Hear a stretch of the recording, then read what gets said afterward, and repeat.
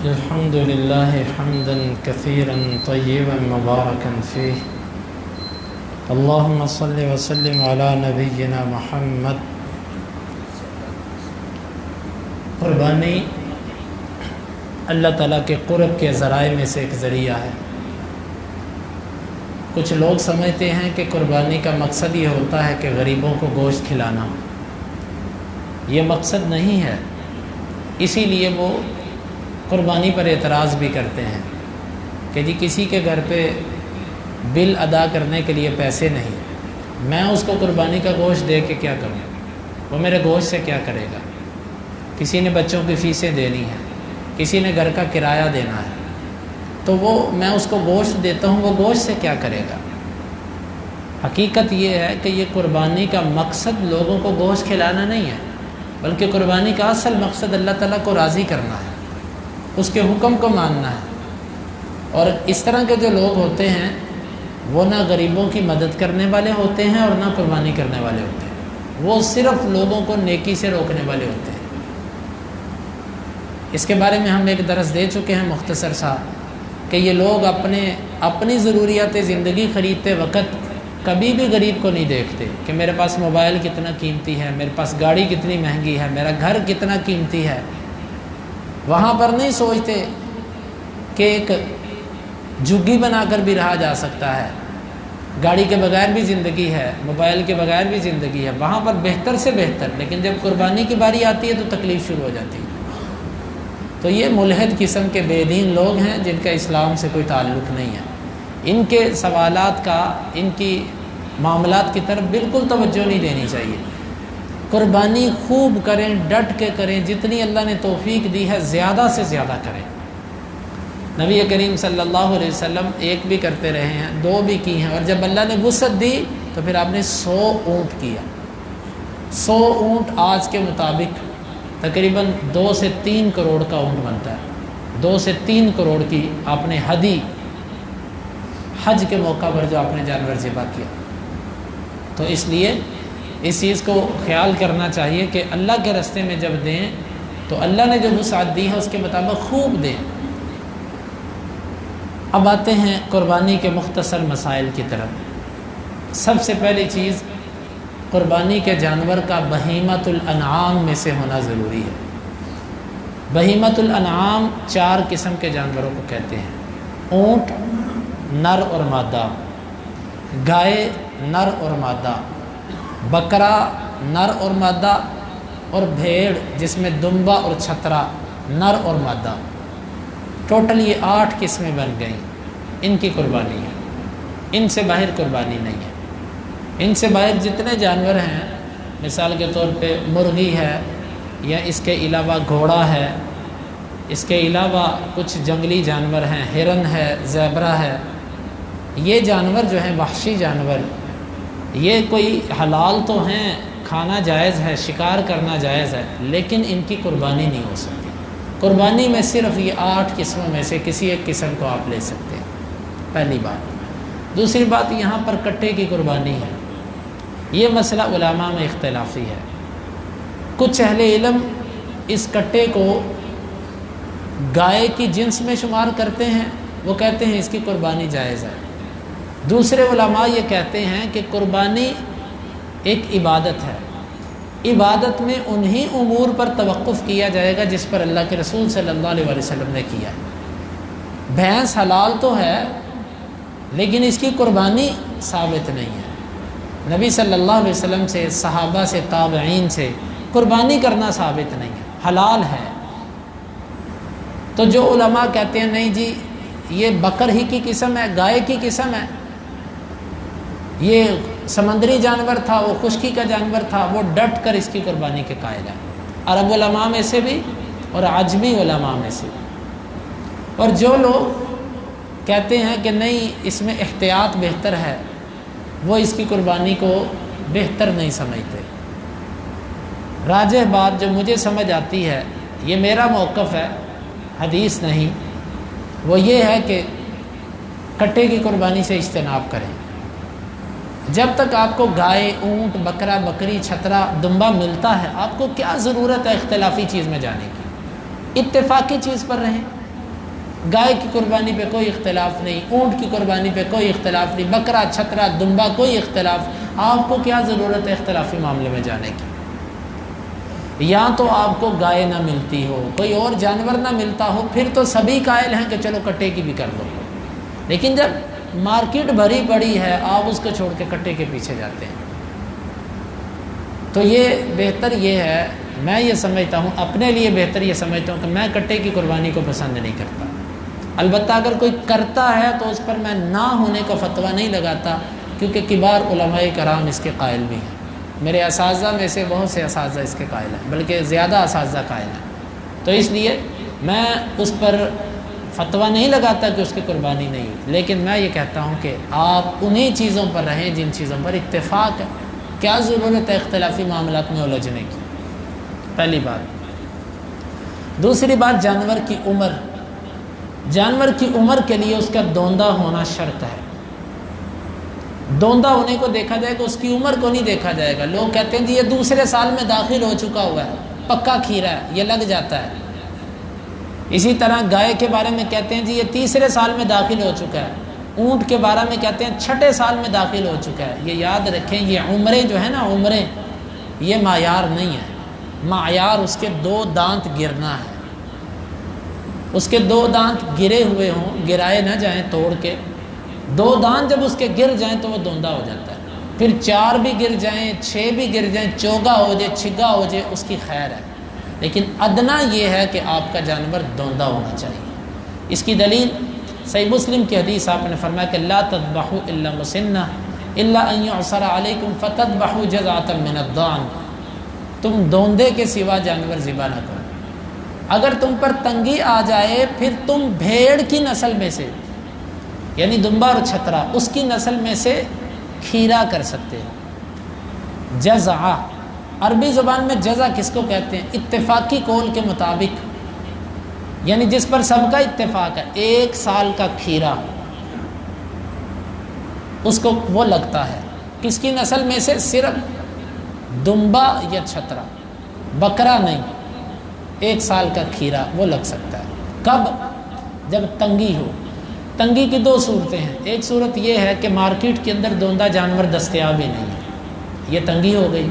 یا دوسری صورت ہے کہ دوندہ جانور دستیاب ہے لیکن اتنا مہنگا ہے کہ آپ کی پہنچ سے باہر ہے، یہ بھی تنگی ہے۔ یہ 2 صورتیں تنگی کی، اس میں آپ کھیرا کر سکتے ہیں، اس کے علاوہ کھیرا جانور کرنا جائز نہیں۔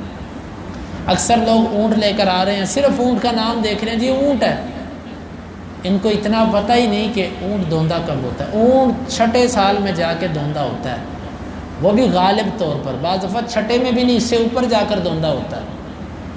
اونٹ لینا ہے، گائے لینی ہے، بکرا لینا ہے، دوندہ ہونا شرط ہے۔ یہ راجح موقف ہے، اس میں بھی بعض علماء کہتے ہیں نہیں جی یہ ضروری نہیں ہے، لیکن ہم یہی کہتے ہیں کہ یہ جمہور کا موقف یہاں پر درست نہیں ہے۔ محتاط اور اتفاقی مسئلہ دیکھیں، عبادت کے معاملے میں اتفاق پہ رہیں، اختلاف سے بچیں۔ آپ پیسے بھی لگائیں اور آپ اجر بھی آپ کا مشکوک ہو، کیا فائدہ؟ تو آپ نے دوندہ ہی کرنا ہے، دوندے سے باہر نہیں نکلنا۔ دوندے سے باہر اسی صورت میں نکلنا ہے جب آپ کے پاس پیسے نہ ہوں، اور وہ بھی صرف اور صرف چھترا یا دمبا، بس 1 سال کا کھیرا۔ تیسرا مسئلہ کہ جانور عیب سے پاک ہونا چاہیے۔ عیب 2 طرح کے ہیں، کچھ عیب ایسے ہیں کہ جن کے ہوتے ہوئے قربانی ہوتی نہیں، اگر جانور میں وہ عیب پایا جائے تو قربانی بالکل نہیں ہوتی، اور کچھ عیب ایسے ہیں کہ ان کے ہوتے ہوئے اگر آپ قربانی کرتے ہیں تو آپ کی قربانی افضلیت سے نیچے آ گئی، بہتر نہیں رہی آپ کی قربانی۔ پہلے وہ عیب کہ جن کے ساتھ قربانی ہوتی نہیں، حدیث کے اندر آتا ہے، ابو داود، ترمذی، نسائی، ابن ماجہ، دیگر حدیث کی کتابوں میں ہے، آپ نے فرمایا 4 لا تجوز فی الاضاحی، 4 قسم کے ایسے جانور ہیں جو قربانی میں جائز ہی نہیں۔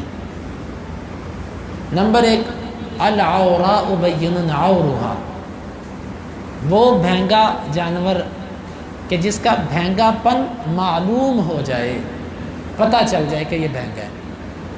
نمبر 2 العرجاء بین عرجها، وہ لنگڑا جانور جس کے لنگڑے پن کو دیکھ لیا جائے، نظر آ جائے، واضح ہو جائے۔ نمبر 3،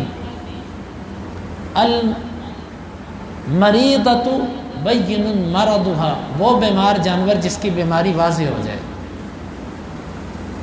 نمبر 4، وہ جانور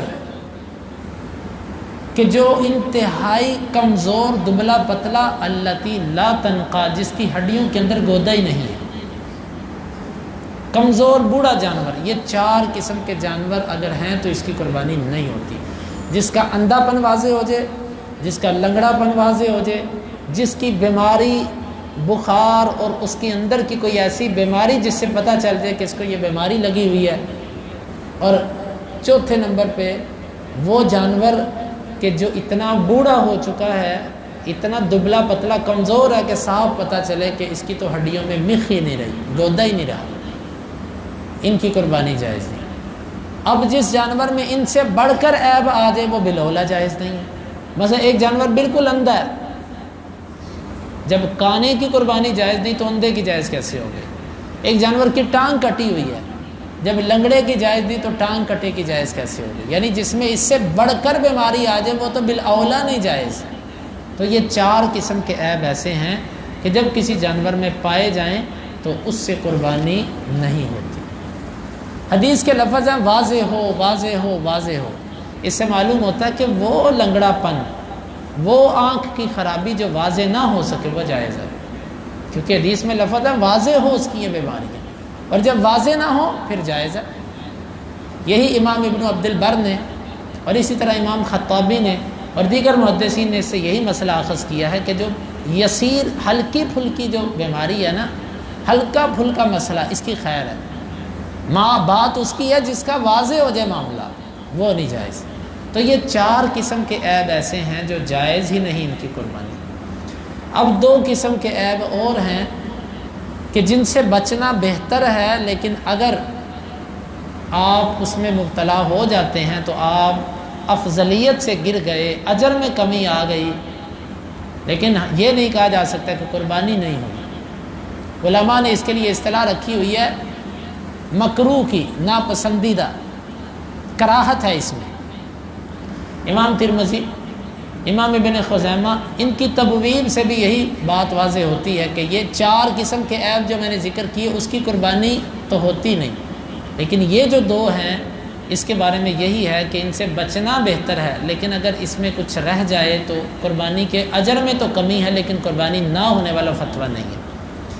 یہ عیب کون سے ہیں؟ یہ 2 قسم کے عیب ہیں، کان اور سینگ کا عیب۔ کان کٹا نہیں ہونا چاہیے۔ کٹے سے کیا مراد ہے؟ سعید بن مسیب کہتے ہیں کٹے سے مراد ہے آدھا یا آدھے سے بھی زیادہ کٹا ہو، اور سینگ، وہ کہتے ہیں سینگ سے مراد بھی سینگ آدھا یا آدھے سے زیادہ کٹا ہو، باقی تھوڑا بہتا کان کٹا ہو، تھوڑا بہتا سینگ ٹوٹا ہو، جائز ہے۔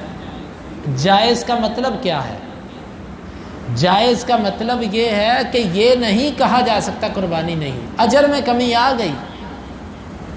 جانور جب آپ نے پیسے دینے ہیں تو آپ وہ یہی دیکھیں کہ آپ کا جانور کان بھی ٹھیک ہو، سینگ بھی ٹھیک ہو۔ یہ جو میں بات کر رہا ہوں یہ ہونے اور نہ ہونے کی بات ہے۔ آپ نے جب پیسے لگانے ہیں تو آپ پورا اجر کیوں نہیں لیتے؟ کیوں اجر میں کمی کرواتے ہیں آپ نے؟ تو سعید بن مسیب کے قول کا جو مطلب ہے وہ یہی ہے کہ اتنا جانور اگر اس کا کان کٹا ہو، سینگ ٹوٹا ہو تو اس پر یہ فتویٰ نہیں دیا جا سکتا کہ اس کی قربانی نہیں ہو۔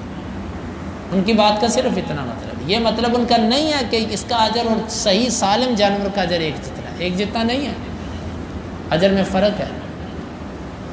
سینگ کے اندر ایک ہوتا ہے خول اور ایک ہوتا ہے سینگ۔ خول اگر اترا ہو تو اس کا اعتبار نہیں ہے، اعتبار سینگ کا ہے۔ سینگ کٹا نہ ہو، آدھے سے زیادہ نہ ہو، تھوڑا بہتا سینگ ٹوٹا ہو ٹکرے مارنے کی وجہ سے، یہ جائز تو ہے، لیکن بات وہی آ گئی کہ آپ نے بچنا ہے کیونکہ آپ نے اجر لینا ہے اللہ سے۔ تو یہ سینگ اور کان کے عیب سے آپ نے بچنے کی کوشش کرنی، لیکن یہ 2 عیب پہلے عیبوں جیسے نہیں ہیں۔ پہلے 4 عیبوں کے ہوتے ہوئے قربانی نہیں ہے، لیکن ان 2 کے ہوتے ہوئے یہ فتویٰ نہیں ہے کہ قربانی۔ ہاں اگر کسی کا سینگ آدھے سے بھی زیادہ کٹا ہوا ہے، کان آدھے سے بھی زیادہ کٹا ہوا ہے، اس پر تو علماء پھر یہ کہتے ہیں اس کی بھی نہیں ہوتی، پھر اس کی بھی نہیں ہے قربانی۔ تو لہٰذا یہ جو عیب ہیں ان کے ہوتے ہوئے قربانی نہیں۔ اگر کسی جانور کے سینگ بالکل نہیں ہے تو یہ عیب نہیں ہے، قدرتی نہیں ہے، ٹھیک ہے، لیکن آج کل تو مصیبت ہے کہ ان کے سینگوں کو اکھاڑ دیا جاتا ہے، نکال دیا جاتا ہے ان کے سینگوں کو، بڑی بڑے مکاری اور دھوکے کے ساتھ یہ کام ہو رہا ہے۔ تو اس لیے جانور خریدتے وقت آپ نے ٹوٹل 6 قسم کے عیب بنے، ان 6 عیبوں سے آپ نے بچنا ہے۔ لنگڑا، بھینگا، بیمار اور بوڑھا لاغر، یہ 4 وہ ہیں جن کے بغیر قربانی نہیں، اور 2 سینگ کا عیب اور کان کا عیب، یہ ٹوٹل 6 عیب ہو گئے۔ ان عیبوں سے آپ نے بچنا ہے۔ اس کے علاوہ اگر کوئی عیب ہے، اس کے دانت نہیں ہیں، دانتوں کو کیڑا لگا ہوا ہے، یا اس کا جسم پر کوئی داغ ہے، کسی حصے پر داغ ہے، ناک پر کوئی زخم ہے، داغ ہے، اس سے کوئی فرق نہیں پڑتا۔ برا بن عازب رضی اللہ عنہ نے جب یہ حدیث بیان کی، ابو داؤد کے اندر آتا ہے، تو جو عبید تابعی تھے انہوں نے کہا کہ انی اکرہ ان یکون فی السن نقص، میں چاہتا ہوں کہ اس کے دانتوں میں بھی کوئی عیب نہیں ہونا چاہیے۔ تو آگے سے برا بن عازب کہنے لگے ما کرہت دعہ ولا تحرمہ علی احد، جو تجھے ناپسند ہے اسے چھوڑ دے، لیکن لوگوں پر حرام کا فتویٰ نہ لگا، لوگوں کے لیے اس کو حرام۔ ایک جانور مجھے پسند نہیں ہے لیکن شرعاً اس میں کوئی عیب نہیں ہے، تو اس کا یہ مطلب نہیں کہ میں لوگوں پر بھی اس کو حرام کر دوں۔ تو خلاصہ یہ نکلا، یہ 4 قسم کے عیب اور 2 قسم کے عیب، ٹوٹل 6 عیب ہو گئے جن کے ہوتے ہوئے قربانی نہیں ہو سکتی، ان سے بچنا ہے۔ باقی پہلی چیز، جانور دوندہ بھی ہونا چاہیے اور اسی طرح ان 4 قسموں میں سے بھی ہونا چاہیے۔ اب آگے چلیے، جانور آپ نے جب خرید لیا تو پھر اس کے بعد جانور کے ذبح کرنے کا وقت بھی ایسا ہونا چاہیے جو سنت کے مطابق۔ اگر آپ نے عید کی نماز پڑھنے سے پہلے جانور ذبح کر دیا، آپ کی قربانی نہیں ہے۔ آپ نے اس صحابی کا جانور دیکھا تھا جس نے عید سے پہلے ذبح کیا، آپ نے فرمایا دوبارہ کرو۔ تو جانور عید کی نماز پڑھ کے ذبح کرنا ہے، عید کی نماز سے پہلے نہیں۔ قصائی اکثر یہ کہتے ہیں جی ہم عید کی نماز پڑھائیں، آپ ہمیں بس بتا دیں جانور کہاں کھڑا، ہم سری پھیر دیتے ہیں۔ جب تک آپ عید کی نماز نہیں پڑھتے آپ نے قربانی نہیں کرنی۔ عید کی نماز پڑھنے کے بعد آپ قربانی۔ گاؤں اور دیہات اور شہر کا کوئی فرق نہیں ہے، یہ بعض لوگوں کی فقہ کا بنایا ہوا مسئلہ، دیہاتوں کے اندر جائز ہے، یہ ان کا مسئلہ، حدیث کا مسئلہ نہیں ہے۔ عید کی نماز پڑھنے کے بعد آپ اپنے جانور کو ذبح کریں۔ کچھ چیزیں جو ہمارے معاشرے میں عیب شمار ہوتی ہیں، حقیقت میں وہ عیب نہیں ہے۔ جانور کا خصی ہونا عیب نہیں ہوتا۔ لوگ کہتے ہیں جی خصی ہونا بھی تو عیب ہے۔ پہلی تو بات یہ ہے کہ وہ چیز جو انسانیت کے فائدے کے لیے کی جاتی ہے یہ عیب نہیں شمار ہوتی۔ جانور کو خصی اس لیے کیا جاتا ہے کہ اس کے گوشت کو بدبو سے بچایا جا سکے۔ جو جانور خصی نہیں ہوتا اس کا گوشت کھایا نہیں جاتا، تو جانور کو خصی کیا جاتا ہے اس کے گوشت میں لذت پیدا کرنے کے لیے۔ اللہ نے جانوروں کو ہمارے لیے پیدا کیا ہے تو ان کو خصی کرنا ضرورت کے تحت جائز ہے۔ تو رہی وہ روایات جن میں خصی کرنے سے ممانعت ہے، پہلی تو بات ہے محدثین کے اصولوں کے مطابق وہ ساری روایتیں ضعیف ہیں۔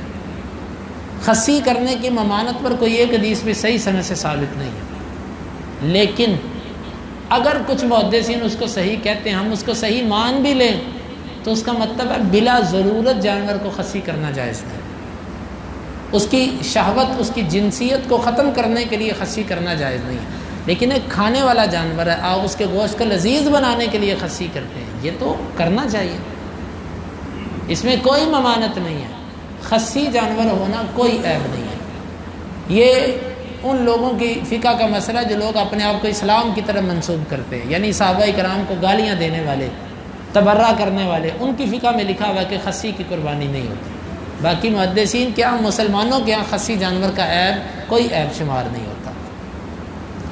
اور اسی طرح خصی ہونے کے ساتھ ساتھ نر، یعنی اس کا دودھ والے جانور کی قربانی بھی جائز ہے، یہ بھی کوئی عیب نہیں ہے، کیا جا سکتا ہے۔ بلکہ اگر اس کے پیٹ میں حمل ہے، بچہ ہے، تو وہ بچہ بھی ساتھ ہی قربان ہے، اس کا حکم بھی اپنی ماں والا ہے، زکوٰۃ الجنین زکوٰۃ امہ، تو یہ وہ بھی جائز ہے۔ تو یہ قربانی کے متعلقہ کچھ مسائل ہیں۔ باقی قربانی کے گوشت کے حوالے سے بھی جو آتا ہے کہ جی اس کو 3 حصوں میں کیا جائے، یہ ضروری نہیں، یہ بعض فقہا کی تقسیم ہے۔ ضرورت کے تحت سارا بھی تقسیم کیا جا سکتا ہے، اور ضرورت کے تحت کچھ تقسیم کر کے باقی رکھا بھی جا سکتا ہے۔ باقی جانور خریدتے وقت کچھ چیزوں کا خیال کریں کہ جانور خریدتے وقت زیادہ گوشت کے پیچھے نہ جائیں کہ اس سے اتنا نکلے گا، اس سے اتنا نکلے گا۔ جانور ذبح کرنے کا مقصد اللہ کی رضا ہے۔ آپ نے دبلا پتلا جانور لیا لیکن مہنگا لے لیا، آپ کے پڑوسی نے سستا لیا اور موٹا تازہ لیا، بڑا پیارا لیا، لیکن قربانی اگر قبول نہ ہو تو کیا فائدہ۔ اور اسی طرح قربانیاں کرنے والے نمازوں کا خیال کریں۔ نماز بڑا فرض ہے قربانی سے، قربانی سال میں 1 دفعہ ہے، نماز دن میں 5 دفعہ فرض ہے، تو کیا چیز ضروری ہوئی اللہ کے ہاں؟ ظاہر نماز اہم ہے نا، اسی لیے اللہ نے 5 دفعہ فرض کی۔ تو قربانی تو سال میں 1 دفعہ ہے، اور قربانی کے فرض اور واجب ہونے میں بھی اختلاف ہے۔ جمہور اہل علم کہتے ہیں یہ فرض نہیں سنت ہے۔ جس کی فرضیت میں بھی اختلاف ہے اس کے پیچھے ہم لاکھوں روپے لگا کر باندھ دیتے ہیں گھر کے باہر، اور نماز پڑھنے کے لیے مسجد نہیں آتے۔ یاد رکھو بے نماز کی کوئی قربانی نہیں۔ میری بات کا یہ مطلب نہیں ہے کہ بے نماز قربانی نہ کرے، میری بات کا مطلب ہے کہ قربانی بھی کرو اور نمازی بن جاؤ، لیکن بے نماز کی قربانی نہیں ہے، یہ یاد رکھیے گا۔ اس کی وجہ یہ ہے کہ بے نماز کے تو مسلمان ہونے میں بھی اختلاف ہے۔ بہت سے اہل علم تو کہتے ہیں بے نماز کافر ہے۔ امام احمد بن حنبل، علماء ظاہریہ اور صحابہ کرام متقدمین علماء تو ڈٹ کے فتویٰ دیتے تھے۔ اب ہمارے جیسے علماء ڈرتے ہیں کہ مسلمان ہی گنتی کے رہ جائیں گے، لیکن متقدمین علماء اور اس سے بھی عرب علماء سب کا یہ فتویٰ ہے، بے نماز آدمی نہ مسلمان ہے، نماز جنازہ نہ اس کی وراثت تقسیم ہوگی، نہ وہ مسلمانوں کے قبرستان میں دفن ہوگا۔ اب موجودہ عرب علماء کا بھی یہی فتویٰ ہے۔ تو کہاں گئی بے نماز کی قربانی؟ کوئی فائدہ نہیں ہے۔ اور اس کے ساتھ ساتھ جس کے عقیدے میں شرک ہے اس کی بھی کوئی قربانی نہیں۔ جو غیر اللہ سے مدد مانگتا ہے، جو قبروں والوں کو مشکل کشا سمجھتا ہے، داتا اور غوث سمجھتا ہے، اللہ کے سوا کسی اور سے مدد لیتا ہے، اس کی کیا قربانی؟ کس کے لیے وہ قربانی کر رہا ہے؟ مشرک آدمی کا کوئی عمل اللہ کے ہاں قبول نہیں ہے، وہ کلمہ پڑھتا ہو کہ نہ پڑھتا ہو۔ جب آپ یا رسول اللہ مدد کا نعرہ لگاتے ہیں، یا علی مدد کا نعرہ لگتا ہے، یا غوث عبد القادر جیلانی مدد کا نعرہ، یا حسن حسین کا نعرہ، ان کی کیا قربانی؟ ان کے تو اعمال ضائع ہو گئے۔ اللہ کہتا ہے لئن اشرکوا لحبط عنہم ما کانوا یعملون، یہ سارے نبی بھی شرک کرتے تو ان کے اعمال برباد۔ تو یہ جو مشرک ہیں، نبی شرک کرے تو عمل برباد، تو امتی شرک کرے تو اس کا عمل کیسے بچ گیا؟ مشرک کی کوئی قربانی نہیں ہے۔ جو تویز دھاگے کرنے والا، ٹونے تویز کرنے والا اور ان چیزوں پہ اعتماد کرنے والا، غیر اللہ پر یقین رکھنے والا بندہ، اس کو قربانیوں کا فائدہ نہیں ہوگا۔ یہ قربانی کے متعلقہ چند چیزیں تھیں۔ اب آپ کے ذہن میں کوئی سوال ہو تو وہ کیجیے۔ نوک کاٹ دیتے ہیں،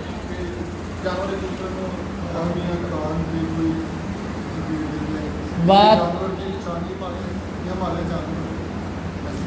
نشانی کے لیے کان کاٹ دینا، نشانی کے لیے سینگ کا سوراخ کر دینا، اس سے بہتر ہے ان کو چاہیے کہ وہ اس کے جسم پر، ٹانگوں پر کوئی ایسا نشان لگا لیں کہ جس سے پتہ چلے پکی نشانی، لیکن کان اور سینگ کو نہ چھیڑا کرے۔ لیکن اب رہا مسئلہ اس کی قربانی ہے کہ نہیں، بات وہی آ گئی کہ بے عیب ڈھونڈیں گے تو اجر زیادہ ہے، لیکن اگر ایسا جانور جس کی نوک کاٹی گئی ہے، سینگ کی، کان کی تھوڑی سی نوک کاٹی گئی ہے، سوراخ کر دیا گیا ہے نشانی کے طور پر، قربانی تو ہو جائے گی، لیکن اجر وہ نہیں ہے جو ایک صحیح سالم جانور کا۔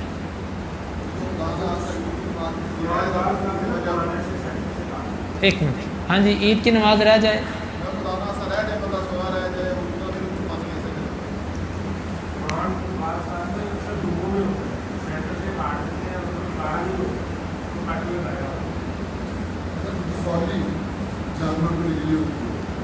پہلا سوال بھائی جان کا یہ ہے کہ عید کی نماز اگر کسی کی رہ جائے تو وہ کیا کرے؟ عید کی نماز رہ جائے تو اس میں بہتر یہی ہے کہ اگر عیدگاہ میں پہنچ چکے ہیں تو آپ سائڈ پہ ہو کے اپنی نماز پڑھ لیں، اسی طرح عید کی نماز پڑھ لیں۔ اگر نہیں ہو سکا تو اپنے گھر کی چھت پہ اپنے گھر پہ بیوی بچوں کو اکٹھا کر کے ان کے ساتھ باجماعت نماز پڑھ لیں، اسی طریقے سے جس طرح عید کی نماز پڑھی، صرف نماز پڑھ لیں، یہ طریقہ ہے۔ اس کے بعد اپنی قربانی کریں۔ دوسری بات ان کی کہ اگر جانور کا کان درمیان سے کاٹ دیا جاتا ہے، اتارا نہیں جاتا، تو بات وہی ہے، عیب تو آ گیا نا، لیکن ہم یہ نہیں کہہ سکتے کہ قربانی نہیں ہوئی، لیکن اجر میں کمی آ گئی۔ جانور کو رسولی ہوتی ہے گردن پہ یا کسی رسولی سے اس پر کوئی فرق نہیں پڑتا، کیونکہ رسولی ان عیبوں کے اندر نہیں آتی جس کو اللہ کے نبی صلی اللہ علیہ وسلم نے بیان فرمایا۔ ہم انہی عیبوں پر فتویٰ دے سکتے ہیں جو آپ نے بیان کی، جو آپ نے نہیں بیان کی اس پر نہیں۔ جانور لے کے آئے ہیں 2 دن کا پھر 3 دن کا پھر رات کو بہت سلیپ ہوا ہے، گر گیا، بیٹھ گیا، تو کوئی باپ شام کرا نہیں کرنا، جہاں گری ہوتی ہے وہ گر گیا، اب وہ صبح قربانی کرنی ہے،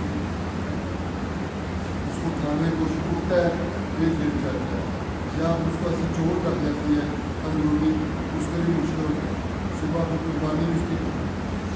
جانور گھر لانے کے بعد اگر اس کو چوٹ آ جائے تو اس کا کیا حکم ہے؟ اس میں علماء کی دو آ رہا ہے۔ ایک فتویٰ صحابی رسول عبداللہ بن زبیر کا، وہ یہ کہتے ہیں کہ ذبح کرنے سے پہلے جو اس کے اندر عیب آ گیا کوئی بات نہیں، خریدتے وقت بالکل ٹھیک تھا، بعد میں قربانی کے وقت کے قریب پہنچے تو عیب آ گیا تو کوئی بات نہیں۔ لیکن دوسرے علماء یہ کہتے ہیں کہ جانور ذبح کرتے وقت عیبوں سے پاک ہونا چاہیے۔ اس میں جو واللہ عالم مجھے سمجھ آتی ہے نا، ایک تو ہے جانور لنگڑا ہی ہو گیا، پتہ چل گیا ٹانگ ٹوٹ گئی ہے اس کی، پتہ چل گیا اس کی آنکھ ضائع ہو گئی ہے، اس کو تو بہتر ہے کہ نہ کیا جائے۔ لیکن اگر ویسے گر گیا، کوئی چوٹ آ گئی ہے، اٹھا نہیں جا رہا، اس سے وقتی طور پہ دب آ گئی، کوئی پٹھا پھٹ گیا، اس کا کھینچ آ گئی، تو انشاءاللہ اس میں کوئی حرج نہیں۔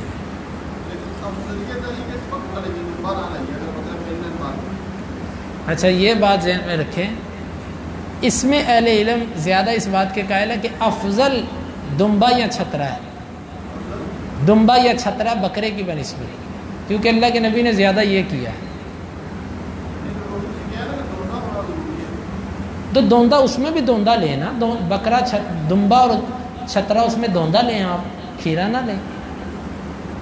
یہ نماز عید کی نماز جو ہے یہ جب نماز ہوتی ہے اس وقت ہو جاتی ہے یا جب دعا کمپلیٹ ہوتی ہے تب ہوتی ہے؟ کچھ لوگ عید کی نماز پڑھ کے نا فوراً نکل جاتے ہیں کہ نماز ہوتی ہے، ہماری عید کی نماز کمپلیٹ کب ہوتی ہے؟ کسی چھیڑ پالو۔ عید کی نماز کے بعد جو دعا ہے یہ سنت سے ثابت نہیں ہے ہاتھ اٹھا کے۔ عید کی نماز کے بعد ہاتھ اٹھا کے دعا کرنا سنت سے ثابت نہیں ہے، جو کرتا ہے نا وہ دلیل دے۔ اللہ کے نبی صلی اللہ علیہ وسلم کا یہ عمل نہیں تھا۔ ہمارے ہاں دعا میں اس قدر غلو ہے، نماز کے بعد فلانا بیمار ہے اس کے لیے دعا کر دیں، فلانا ہاسپٹل میں اس کے لیے دعا کر دیں۔ میرے بھائیوں ذرا سوچو، اللہ کے نبی صلی اللہ علیہ وسلم کے زمانے میں لوگ بیمار نہیں ہوتے تھے؟ کتنے واقعات آتے ہیں کہ کسی نے آ کے کہا اللہ کے رسول نماز کے بعد دعا کر دیں، فلانا فوت ہو گیا اس کے لیے دعا، جنازہ نہیں پڑا اس کا، جی پھر بھی کر دیں، پھر بھی کیا مطلب ہے؟ ہم کریں تو جائز، کوئی کرے تو بدعت۔ اسی طرح عید کی نماز کے بعد ہاتھ اٹھا کے دعا کرنا یہ ثابت نہیں ہے سنت سے۔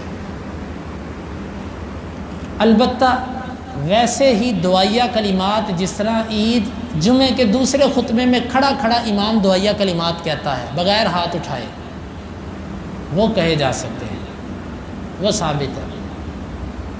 ہاتھ اٹھا کے نماز پڑھنے کے بعد ہاتھ اٹھا کے دعا یہ نہیں ہے، وہ خطبے کے اندر ہے، خطبے کے اندر ہے۔ یہاں پر خطبہ ختم کر کے ہاتھ اٹھا کے دعا کرنا یہ خلاف سنت ہے۔ خطبے کے اینڈ پر جب آخری کلمات کہے جا رہے ہوتے ہیں اس وقت کھڑا کھڑا امام بغیر ہاتھ اٹھائے دعا کرے، لوگ آمین کہہ دیں، کوئی حرج نہیں ہے، جائز ہے۔ لیکن خطبہ ختم ہو گیا اس کے بعد ہاتھ اٹھا کے دعا کرے، اور لوگوں کو یہ حدیث سنائی جاتی ہے جی اللہ کے نبی نے فرمایا کہ وہ مسلمانوں کی دعا کو حاضر ہوں، یشہدن دعوت المسلمین، مسلمانوں کی دعا کو، دعا معنی نہیں ہے یہاں پر، ہم اپنی زبان میں معنی نہ کریں، حدیث کے معنی محدثین سے سمجھیں، عربی لغت کی کتابوں سے سمجھیں، عربوں سے پوچھیں اس کا کیا معنی ہے۔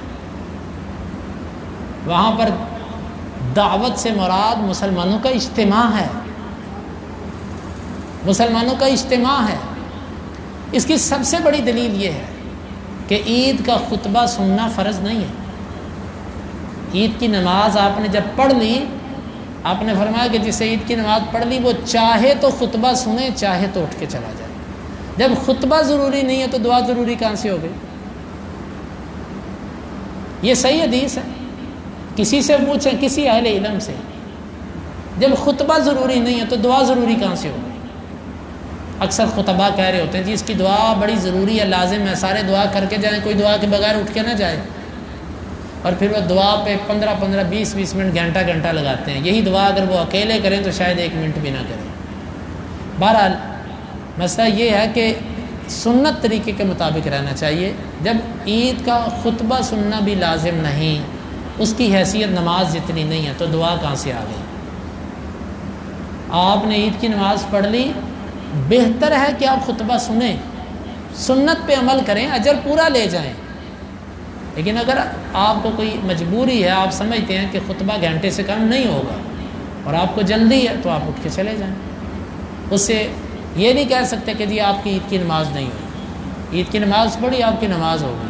اس کے بعد جو معاملات ہیں وہ جو ہے وہ خطبہ ہے، وہ سنت ہے، دعا کی حیثیت نہیں ہے۔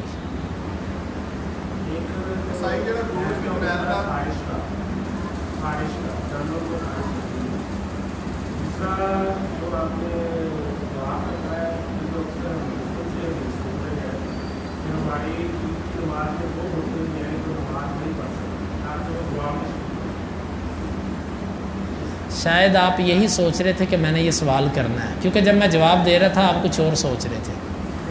میں آپ سے کہہ رہا ہوں اس کا یہ معنی کس نے کیا کہ مسلمانوں کی دعا میں آئیں؟ یہ آپ کا معنی اردو علماء کرتے ہیں، عربی میں جا کر پوچھیں عرب علماء سے اس کا معنی کیا ہے۔ عورتیں آئیں گی، جی میں بتاتا ہوں۔ عورتیں جب خطبہ ضروری نہیں تو عورتوں کو کیوں بلایا؟ خطبہ جب ضروری نہیں ہے تو عورتوں کو روکنا ضروری ہو گیا دعا کے لیے؟ آپ کو یہ بات سمجھ آئی ہے؟ جب خطبہ ضروری نہیں، آپ نے نماز پڑھ کے کہا جو سننا چاہے وہ سنے، جو جانا چاہے وہ چلا جائے۔ دعا خطبے کے بعد ہے نا کہ پہلے ہے؟ تو دعا ضروری کیسے ہوگی جب خطبہ ضروری نہیں؟ اب عورتوں کے آنے کی وجہ پوچھیں، اس میں اصل وجہ ہے کہ مسلمانوں کی اجتماعیت کو ظاہر کرنا مقصد ہوتا ہے کہ ہماری تعداد اتنی زیادہ ہے۔ اسی لیے علماء نے کہا یہ چھوٹی چھوٹی عیدیں بنانا بھی بدعت ہے۔ وہ مسجد والا، وہ مسجد والا، وہ مسجد والا چندے کی خاطر اپنی اپنی چھوٹی چھوٹی ڈلیاں لے کر عید کی نماز بناتے ہیں، یہ غلط ہے۔ ایک بڑے اجتماع پہ آنا چاہیے۔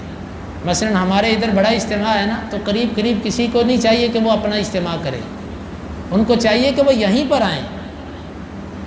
ہر قرب و جوار میں ایک مرکزی جگہ دیکھیں، مثلا ہمارے پاس ایک کھلی جگہ ہے، یہ مرکزی جگہ ہے۔ اب قرب و جوار کی مسجدوں کو چاہیے کہ وہ اسی کو منتخب کریں۔ کیوں؟ تاکہ مسلمانوں کا اجتماع اتنا ہو کہ غیر مسلموں پر اس کا اثر پڑے۔ یہ اس کے اندر اصل لاجک ہے۔ یہ نہیں ہے کہ عورتوں کو بلایا اس لیے کہ تم دعا میں شریک ہو جاؤ۔ میں عرب علماء سے بھی جب عمرہ کرنے گیا، میں ان سے ملا، کبار شیوخ سے ملا، میں نے کہا شیخ اس حدیث کا معنی بدع بدع حاضی بدعت، انہی سے پوچھے نا جن سے دین چلا ہے، وہ جن کی زبان ہے، وہ اس کا معنی کیا کرتے ہیں؟ تو دوسری ساری حدیثوں کو سامنے رکھا جائے، اس کا معنی دعا بنتا ہی نہیں ہے۔ اس کا معنی ہے کہ صرف مسلمانوں کے اجتماع میں آؤ، مسلمانوں کے اجتماع میں آؤ تاکہ پتہ چلے مسلمان زیادہ ہے، بس۔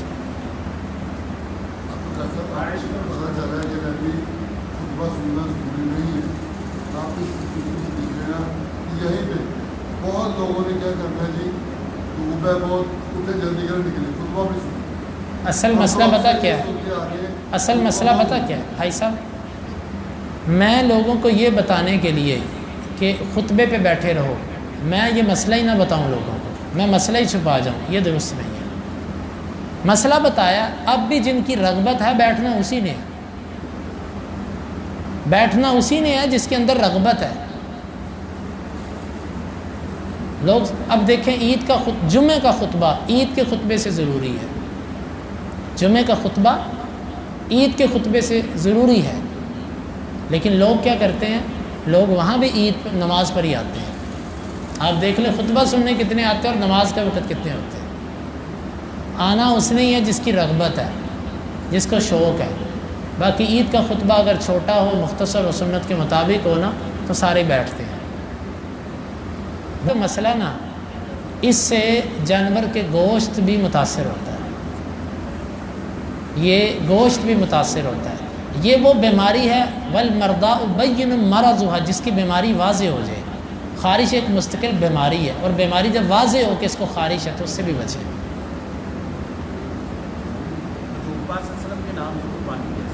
فوت شدگان کی طرف سے نبی صلی اللہ علیہ وسلم کی طرف سے قربانی نہیں ہو سکتی۔ اس کی وجہ یہ ہے کہ آپ اللہ کے نبی صلی اللہ علیہ وسلم کے نام کی قربانی کرتے ہیں، اس کی دلیل کوئی نہیں ہے۔ لیکن ایک بات ذہن میں رکھیں، پوری امت جو قربانیاں کر رہی ہے اس کا اجر نبی صلی اللہ علیہ وسلم کو جا رہا ہے، کیونکہ جو کسی کو نیکی کا رستہ دکھاتا ہے اس کو اتنا ہی اجر ملتا ہے۔ ہمیں نبی صلی اللہ علیہ وسلم نے بتایا قربانی کرو، تو ہم جتنی قربانیاں کرتے ہیں ہر قربانی کا اجر آپ کو جا رہا ہے، تو علیحدہ کرنے کی کیا ضرورت۔ علی رضی اللہ عنہ کی جو روایت جامع ترمذی میں پیش کی جاتی ہے وہ روایت ضعیف و سند کے اعتبار سے ثابت نہیں ہے۔ فوت شدگان کی طرف سے قربانی، تو دین کے جتنے مسئلے ہیں یہ زندوں کے لیے ہیں۔ جب بندہ فوت ہو گیا اس کے لیے قربانی ختم، اس کے عمل ہی ختم ہو گئے، تو قربانی کی کیا ضرورت ہے۔ اب آپ کہیں بندہ فوت ہو چکا ہے میں اس کی طرف سے زکوٰۃ دے دوں، اس کی طرف سے نماز پڑھ لوں، اس کی طرف سے حج کر لوں، اس کی طرف سے یہ کر لوں وہ کر لوں۔ بھئی جو فوت ہو گیا اس کے معاملات ختم ہو گئے، صرف ایک حج کی صورت ہے، ہاں اس کا فائدہ ہوتا ہے، اولاد کے عمل کا فائدہ ہوتا ہے، ٹھیک ہے۔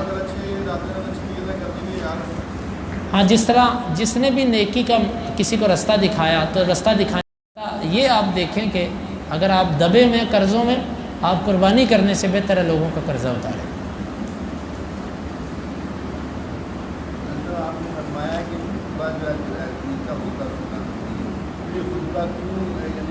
کے زمانے میں خطبہ ہے نا، جمعے کا بھی خطبہ ہے اور یہ بھی خطبہ ہے، تو ہم نے سنا کہ یہ خطبہ مطلب جمعے کا اور عید کا خطبہ ہوتا ہے۔ آپ نے کیا کیا عید کا خطبہ؟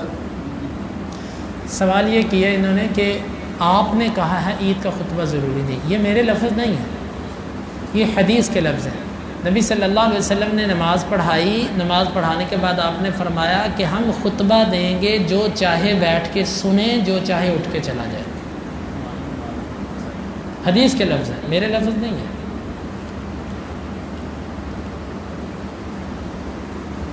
تو اکیلے ہم بیٹھ کے تو دعا مانگتے ہیں، یہ جائز ہے نا؟ ہاتھ اٹھا کے یہ تو جائز ہے نا، یہ بھی نہیں ہے۔ اکیلے دعا، جب ہاتھ اٹھانا دعا کے آداب میں سے ہے، لیکن وہ بھی وہاں جہاں آپ نے اٹھائے۔ اب نماز وضو کے بعد بھی آپ دعا کرتے ہیں، اشہد ان لا الہ الا اللہ وحدہ لا شریک لہ واشہد ان محمدا عبدہ ورسولہ پڑھتے ہیں، وہاں پر ہاتھ اٹھائیں گے آپ؟ کیوں؟ لیٹرین سے باہر نکل کے آپ غفرانہ کا کہتے ہیں، آپ کبھی باہر نکل کے یوں کہتے ہیں غفرانہ کہتے ہیں آپ؟ کیوں؟ نماز کے بعد دعا، اذکار دعا ہے، اس کے بعد نماز کے بعد آپ اللہ لا الہ الا هو الحی القیوم یوں کرتے ہیں آپ۔ ہاتھ بھی اٹھائیں، لیکن وہاں جہاں نبی صلی اللہ علیہ وسلم نے اٹھائے ہیں۔ عید کی نماز کے بعد آپ نے نہیں اٹھائے، آپ سے نہیں ثابت، آپ نہ اٹھائیں۔ ایک عام دعا آپ کرتے ہیں اکیلے بیٹھے، دعا کے آداب میں سے ہاتھ اٹھائیں، آپ اٹھائیں۔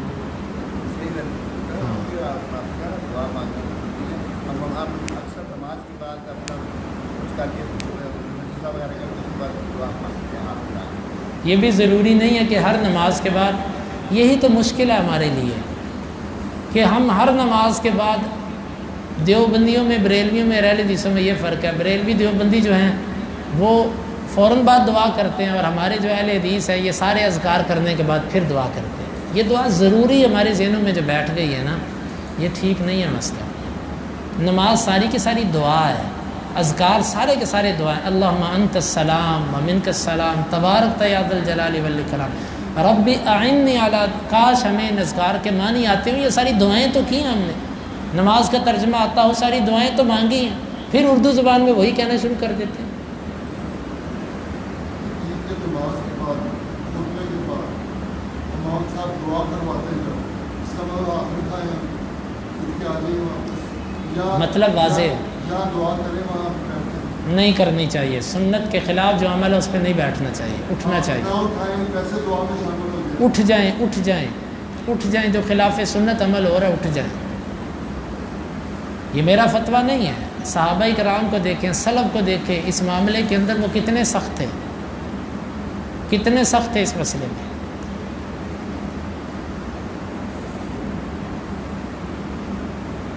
کوشش کریں کہ آپ نمازیں وہاں پڑھیں جو علماء جو سنت کا اہتمام کرتے ہیں، چاہے آپ کو دور ہی جانا پڑے، سال کے بعد سال میں 2 تو نمازیں ہیں، اور وہ بھی ہم کہتے ہیں ادھر ہی پڑھ لیں۔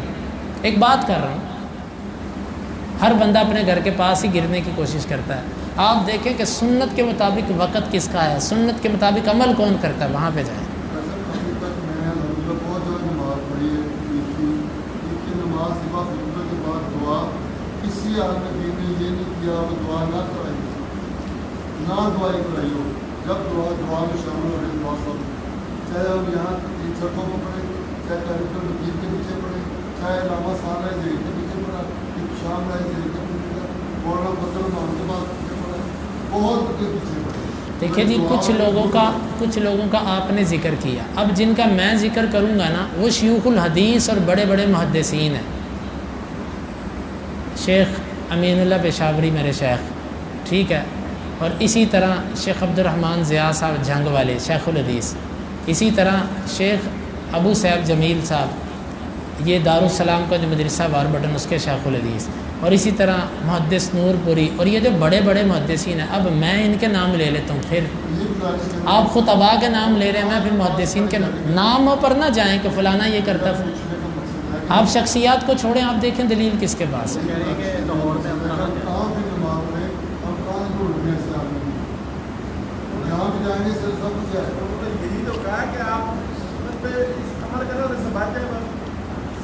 آپ سنت پہ عمل کریں، یہیں پہ پڑھیں، بلکہ بعض دفعہ ایسے ہوتا ہے ایک مسئلے پر میری توجہ نہیں ہے، ایک مسئلہ ہے نہ مجھے علم ہے نہ میری توجہ ہے، بعض دفعہ عوام آپ لوگوں کے ذریعے میری اصلاح ہو سکتی ہے، تو ممکن ہے کسی مسئلے میں جس طرح میں کئی مسئلوں میں لا علم ہو سکتا ہوں، کوئی بھی اس مسئلے میں بے خبر ہو سکتا ہے، تو آپ اس کو متوجہ کریں، بات ہی سمجھے آپ میری۔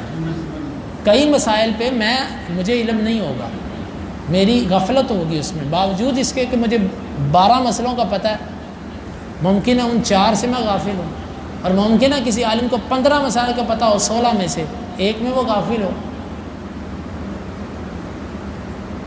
اصل نا اب بہت علم کی کمزوری کی وجہ یہ بھی ہے کہ جو سلف کی کتابیں تھیں وہ لوگوں نے پڑھنی چھوڑ دی ہیں، جو پہلے محدثین کی عربی کتابیں ہیں نا اب وہ معاملہ نہیں رہا، اب اردو کتابیں اور ترجمے سے ترجمے دیکھے جاتے ہیں، پھر میں نے جو لکھنا ہے وہی آپ نے ماننا ہے۔ جب محدثین کی کتابیں آپ پڑھیں گے، عربی کتابیں پڑھیں گے، ایسے 800 700 500 1000 سال پہلے کی لکھی ہوئی جو علم کے سمندر تھے، تو انہوں نے تو یہ ساری باتیں عام لکھی ہوئی ہیں۔ آج کے دور میں ایسے مسئلے جب اٹھا کر بیان کیے جاتے ہیں، لوگ کہتے ہیں نواں مسئلہ سنیں، آج وہ نیا نہیں ہوتا، وہ مسئلہ پرانا ہی ہوتا ہے، لیکن وہ کسی نے بیان نہیں کیا ہوتا۔ لوگ کہہ دیتے ہیں جی نئے مسئلے سنے ہیں، وہ نئے سننے کی وجہ یہ ہوتی ہے کہ شاید کسی نے پہلی کتابیں دیکھی۔